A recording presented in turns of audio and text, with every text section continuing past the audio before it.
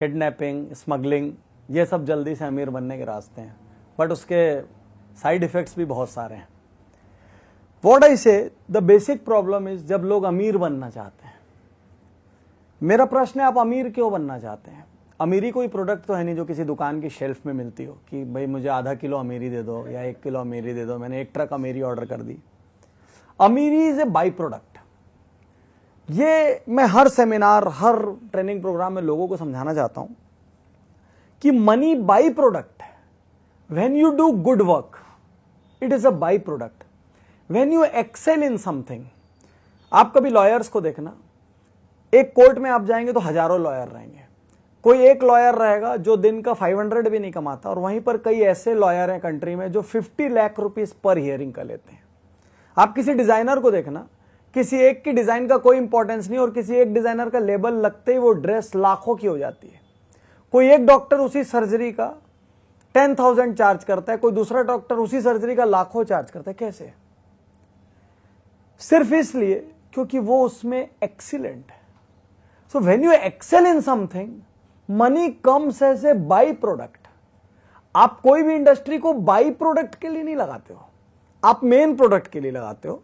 उससे जो by product होता है वो एक अलग बात है, लेकिन मुझे लगता है लोग अमेरी के बाई प्रोडक्ट के लिए काम करते हैं आजकल। उनको हर चीज में इसमें मुझे पैसा कैसे आएगा, इसमें मैं कैसे जल्दी से कमा लूं, इसके लिए वो ठगने के लिए तैयार हैं, अपनी इंटेग्रिटी खोने के लिए तैयार हैं, अपनी बातों से पीछे हटने के लिए तैयार हैं, ऑनेस्टी खोने के लिए तैयार हैं, सब कुछ खोने के लिए तैयार हैं। मैं उनसे एक ही चीज कहता हूं, आप कुछ मत खोइए, आप जो काम कर रहे हैं उसके सुपर स्पेशलिस्ट हो जाइए।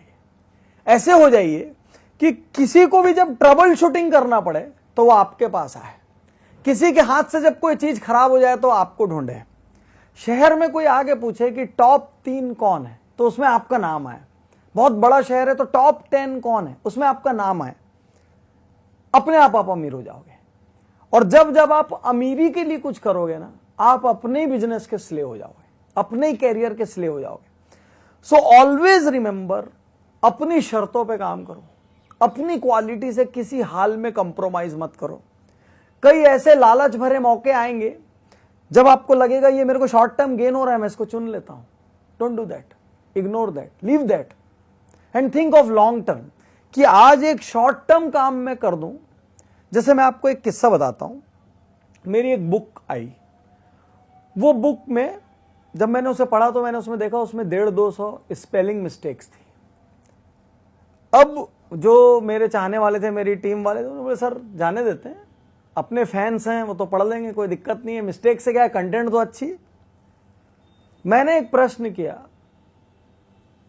क्या हम लोगों को यही सलाह देते हैं क्या कि गलत या इतनी सारी मिस्टेक्स के साथ बुक जाने दो, या बहुत सारी खराबी के साथ प्रोडक्ट जाने दो, या हम कहीं से एक छोटा सा फल भी लेते हैं तो हम उसको खराब लेते हैं क्या?